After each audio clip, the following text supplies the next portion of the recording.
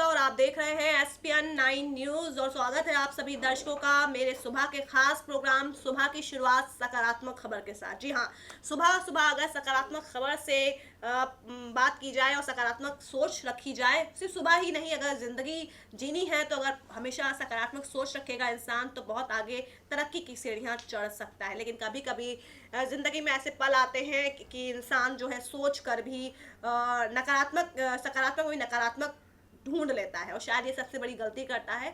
और शायद अब यही जो नकारात्मकता है वो फैल रही है प्रतापगढ़ को लेकर। जी हाँ, प्रतापगढ़ लोकसभा सीट को लेकर, कुंडा से निर्दलीय विधायक जो है राजा भैया को लेकर राजा भैया को लेकर इस बार बहुत ज्यादा जो है सरगर्मियां तेज हैं, क्योंकि वो अब पार्टी मुखिया है, ना कि एक सिर्फ निर्दलीय विधायक के तौर पर जाने जाएंगे, क्योंकि पार्टी मुखिया है अब वो।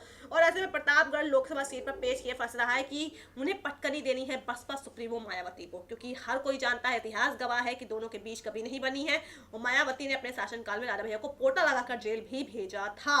तो ऐसे में अब राजा भैया किसी भी कीमत पर प्रतापगढ़ की सीट को जीतना चाहते हैं। वजह इसके पीछे ये है क्योंकि प्रतापगढ़ से अभी वर्तमान में जो सांसद है वो है अपना दल के हरवंश सिंह, जो है कि वो अपना दल के सांसद है इस सीट से। लेकिन अगर इसके बैक में अगर बात की जाए, 2009 की बात की जाए, उससे पहले भी, तो वहां पर भी कहीं ना कहीं जो वहां पे वर्चस्व देखने को मिला था 2009 में, कुमारी रत्ना सिंह का देखने को मिला था, राजकुमारी रत्ना सिंह का देखने को मिला था, माफी चाहूंगी मैं, राजकुमारी रत्ना सिंह का वहां पे वर्चस्व देखने को मिला था।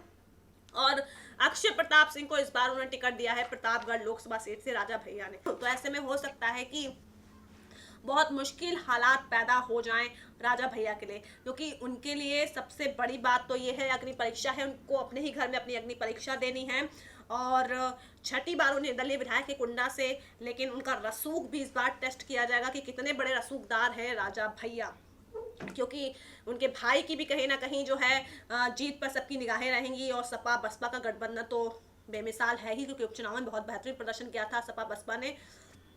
तो ऐसे में हो सकता है कि इस बार मायावती जो है इस पर कमाल कर सकती हैं, क्योंकि 2009 लोकसभा चुनाव, 2014 लोकसभा चुनाव में बसपा ने ज़्यादा बेहतरीन प्रदर्शन नहीं किया, लेकिन बहुत खराब प्रदर्शन भी नहीं किया है, क्योंकि हमेशा ही दूसरे पायदान पर रही है बसपा। और इस बार अपना दल और बीजेपी के बीच में सीटों के बंटवारे को लेकर बात नहीं बन पा रही है, लेकिन हो सकता है कि बीजेपी अपना दल को मना ले और अपना दल बीजेपी के साथ फिर से आ जाए। लेकिन हाँ, प्रतापगढ़ लोकसभा सीट पर क्या होगा अक्षय प्रताप सिंह का? राजा भैया की छवि को मिलेगा फायदा या होगा बहुत जबरदस्त नुकसान? क्या मायावती इस बार फिर से पटकनी देंगी राजा भैया को? ये सब बहुत देखना दिलचस्प है। तो ऐसे में हो सकता है जिस तरह से जो मैंने सियासी समीकरण को 2009 और 2014 के बताए हैं, उसके मद्देनजर एक ही बात हो सकती है राजा भैया के लिए सकारात्मक तौर पे, कि वो अपना दल के साथ कोई गठजोड़ बिठाने की कोशिश करें। ये उनके लिए सकारात्मक हो सकता है। हालांकि अपना दल बीजेपी के साथ शायद जा सकता है, लेकिन अगर यहाँ पर, क्योंकि सियासत है, सियासत का किधर करवट ले ले कोई नहीं जानता है। तो ऐसे में अगर राजा भैया कोशिश करें अपना दल को अपने साथ लाने के लिए, तो ऐसे में चमत्कार हो सकता है। और ऐसे में मायावती जो बाट जो रही है, क्योंकि अभी देखिए हम ये नहीं कर सकते स्पष्ट तौर पे प्रतापगढ़ सीट पर बसपा का प्रत्याशी खड़ा हुआ है, सपा का, लेकिन कुल मिलाकर जो सियासी समीकरण बयां हो रहे हैं वो साफ इशारा कर रहे हैं कि बसपा के प्रत्याशी को ही टिकट मिल सकता है प्रतापगढ़ सीट से।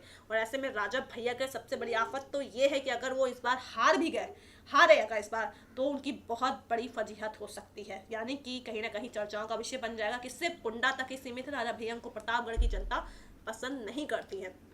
तो ऐसे में इस नकारात्मकता में सकारात्मक बस एक यही बात बन सकती है, एक यही सोच रखी जा सकती है। एक सकारात्मक ये पहलू देखा जा सकता है कि राजा भैया अगर अपना दल के साथ चले जाते हैं, तो ऐसे में कुछ ना कुछ बात बन सकती है। अब ये भी देखना है कि अपना दल राजा भैया के साथ जाना चाहता है, क्योंकि सबको पता है वो बाहुबली है और उनका अपना एक रसूख है। तो ऐसे में फिलहाल अपना दल से ज्यादा प्रतिष्ठा तो इस बार राजा भैया की प्रतिष्ठा दांव पर है, क्योंकि अपना दल तो वहां से हमेशा अपना रसूख जो है कायम करता रहा है, लेकिन राजा भैया का रसूख इस बार दांव पर है।